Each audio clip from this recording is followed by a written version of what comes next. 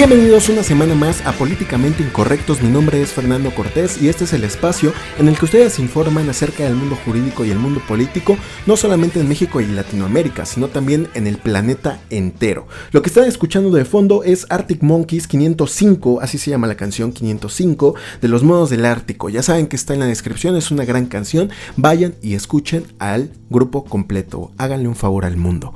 Pero bueno, le doy la bienvenida a Patricia Montalvo, mi gran socia, mi gran amiga y la gran abogada. Patricia Montalvo, ¿cómo estás? ¿Qué tal, abogado? Me da mucho gusto saludarlo.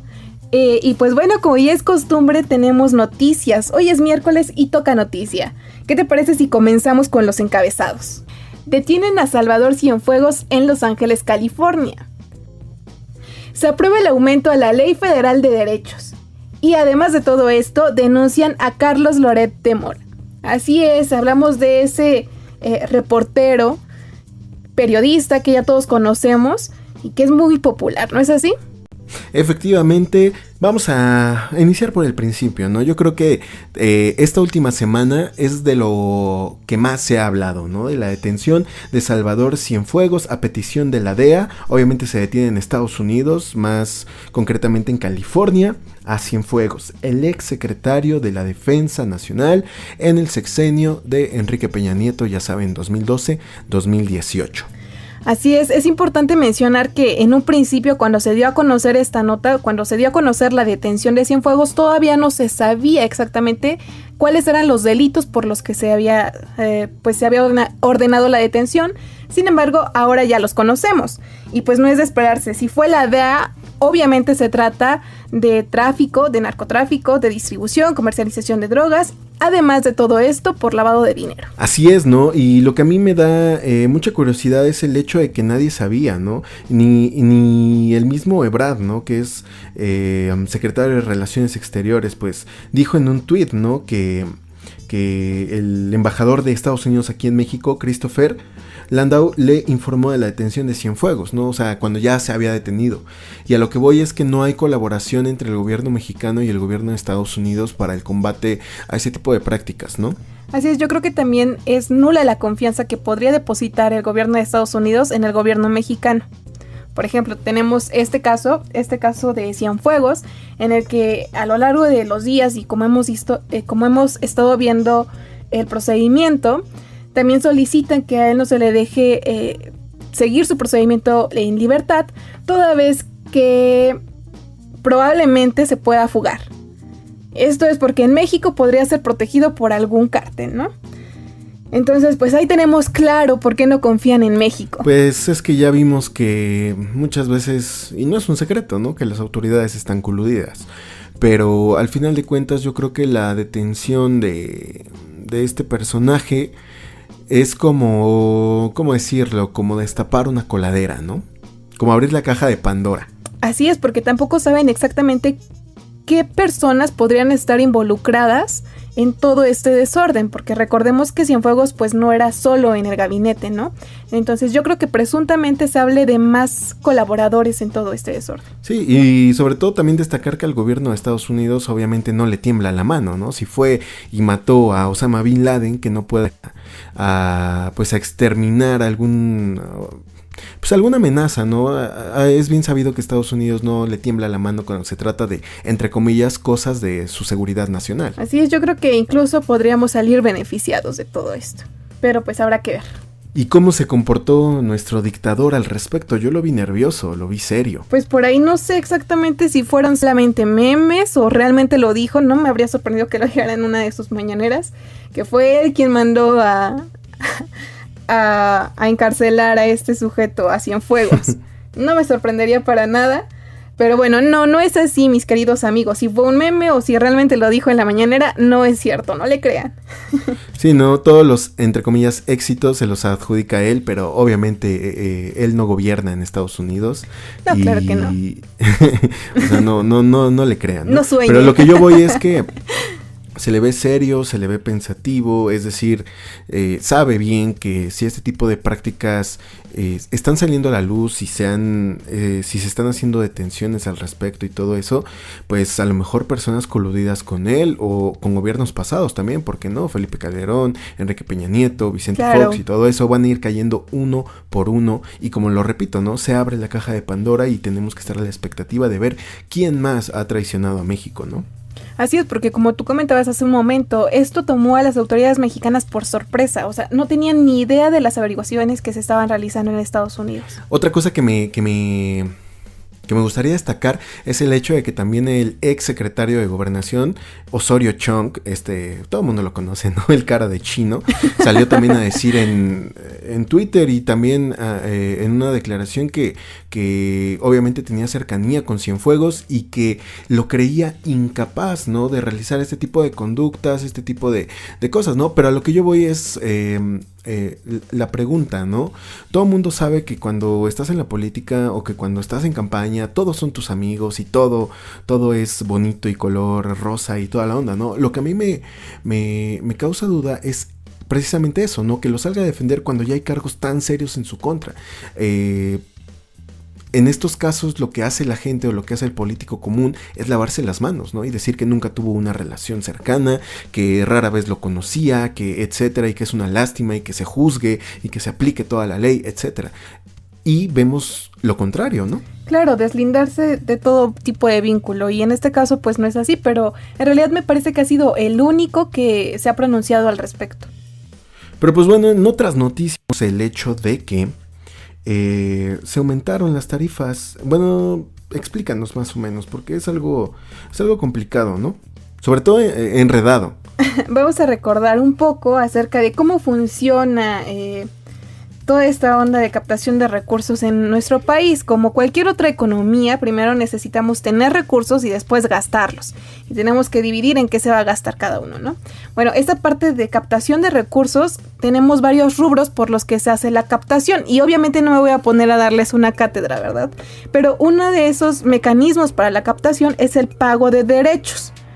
Esto significa que, por ejemplo, el particular, los ciudadanos comunes y corrientes, como somos todos nosotros, debemos pagar por el uso o aprovechamiento de bienes del dominio público de la nación, así como por recibir algún servicio que preste el Estado. Es por eso que si nosotros deseamos tramitar un acta de nacimiento, debemos pagar, ¿no? Si nosotros queremos un certificado de libertad de gravamen, debemos pagarlo.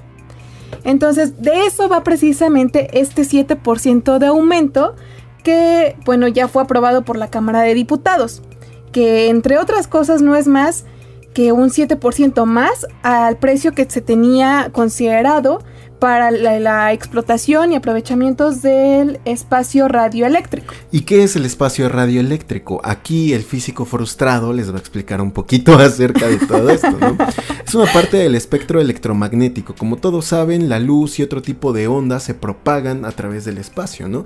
Y nosotros podemos detectar, por ejemplo, lo que se llama la luz visible. Es una longitud de onda que, si no mal recuerdo, está entre los 400 y tantos a los 800 y tantos nanómetros. Es decir que imagínense una regla enorme, ¿no? Digamos una regla de 1 metro, por ejemplo, de longitud.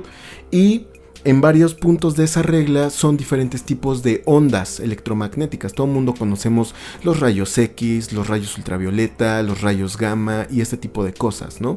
Son, digamos, rayos que se encuentran en diferentes zonas de esta regla. La luz visible obviamente también se encuentra situada y ocupa una parte muy pequeña de todo el espectro, ¿no?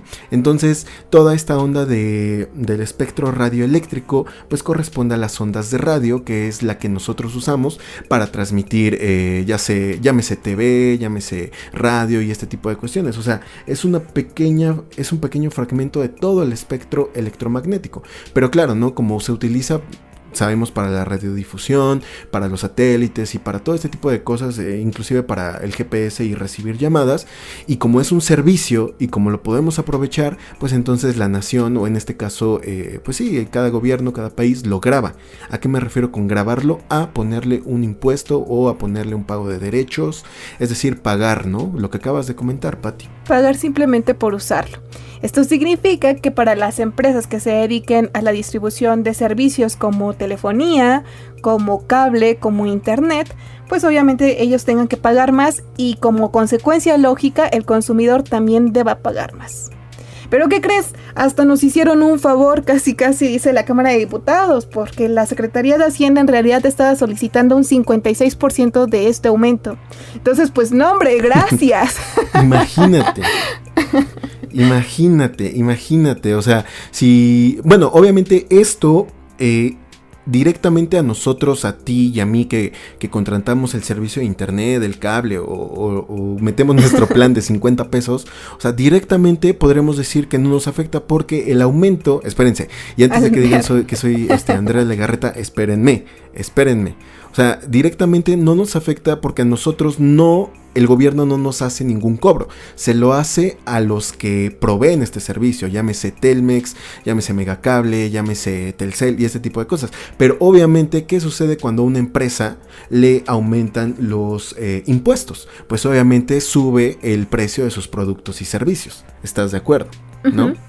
O sea, como tal, tú no tienes que pagar el aumento del 7%, pero a lo mejor, si tu recibo de yo qué sé, de internet estaba en 450, a lo mejor para el próximo año, gracias a estos ajustes y gracias a que ahora la empresa que te provee estos servicios paga más, pues a lo mejor de 350 o de 400, te lo aumentan a 420, a 430, ¿no? A eso es a lo que voy.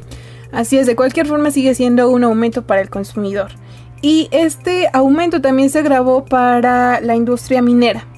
Entonces son dos industrias pues afectadas por este aumento y pues habrá que ver si no se les ocurre más adelante enviar otro tipo de solicitudes con otro 56%. Pero qué descaro, ¿no? O sea, 56% y luego se aumenta solamente el 7% y ya somos buenos. Exacto. Porque conseguimos bajar del 53, 58, 60% a solamente el 7%. No, hombre, nos acaban de hacer También un favor. leí una nota en donde se justificaban que este tipo de aumentos y este tipo de gravámenes no se habían tocado desde hace casi 12 años o 15 años, algo así. Entonces, obviamente, entre comillas, ya era justo, ¿no? Pero al final de cuentas, yo creo que esto también impide, ¿no? La modernización de los... obviamente no soy perito en la materia, no soy ingeniero, no sé ni siquiera quién haga esto, pero obviamente, pues sí, ¿no? Pero sabemos todos muy bien que en países como México y Latinoamérica, que somos tercermundistas, la calidad de los servicios de internet no son buenas.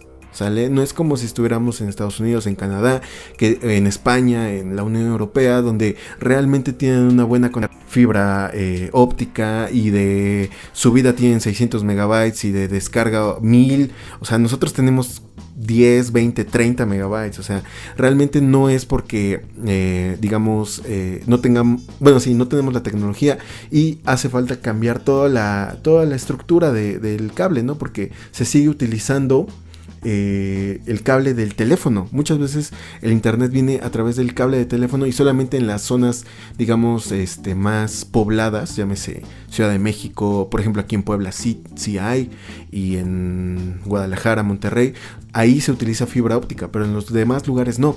Y imagínate, o sea, un internet feo y todavía hay que pagar más por él. Sí, definitivamente. Eso solamente pasa en el tercer mundo. Pero bueno, es nuestra realidad y habrá que adaptarnos a este nuevo cambio. Lástima. Ojalá no haya más incrementos. Ojalá, si los hay, se puedan modernizar. Digo, estamos viviendo una época complicada en todo el mundo y obviamente es a causa de la pandemia.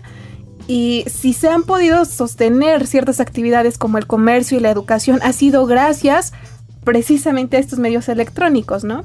Al internet, a todas estas plataformas que utilizamos como Zoom, incluso WhatsApp y demás. Pero bueno, habrá que ver qué sucede con todo este desorden. Así que vamos.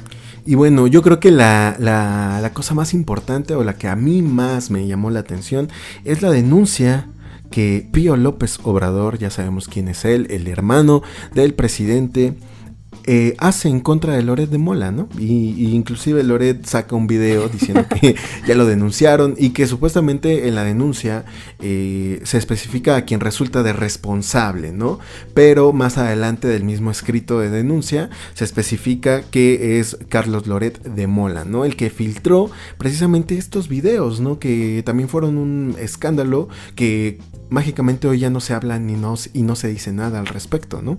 Que fue lo de que en tiempos de campaña Pío López Obrador recibe 200, 300 mil pesos pues como aportación, ¿no? Así es. Bueno, de todas formas, si quieren saber exactamente cómo estuvo esa nota, por ahí la tenemos en otro podcast. Pero lo interesante aquí es eso, ¿no? Porque esa, me atrevo a llamar represión nuevamente contra las personas que se dedican a este oficio o a esta profesión más bien del reportaje, de ser reporteros, de ser comunicadores. La prensa, ¿no? Yo creo que eso es lo que más me causa conflicto. Y yo no entiendo como por qué denunciarlo, ¿no? Al final de cuentas estaba en un espacio público y todos sabemos que en los espacios públicos, se permite grabar, ¿no? O sea, también tenemos el ejemplo de los policías, ¿no? Que muchas veces se ponen, pues sí, bien pendejos de que los estás grabando. Es a lo que yo voy, ¿no? O sea, si estás en un espacio público, obviamente si no estás en propiedad privada y estás grabando a personas en espacios públicos o a servidores públicos en el ejercicio de su trabajo, no hay ningún problema, ¿no? Entonces yo no veo por qué filtrar este tipo de videos constituya, digamos, un daño a la imagen o este tipo de cosas que producen este tipo de acciones en contra de la prensa, ¿no? Yo creo que más que vaya a prosperar esta denuncia, yo creo que es un acto de intimidación. Sí, claro, y sobre todo evidencia esa violencia que están viviendo los reporteros, la prensa como tal, en el México actual. Digo, por todos los años y por todos ha sido sabido que en gobiernos pasados también existía este tipo de represión, aunque a mi parecer no era tan violenta como ahora. Sí, no, y acuérdate también que ya se desapareció el fideicomiso, ¿no? Que para la protección de derechos humanos y también para la prensa y reporteros, ¿no? También México es uno de los primeros países con más muerte a reporteros en el ejercicio de su profesión, de su trabajo, ¿no? Sí, claro. Uh-huh. Entonces, pues lamentable esta situación. Yo tampoco creo que prospere lo de Pío, pero pues sí queda muy marcado quién tiene el poder ahora.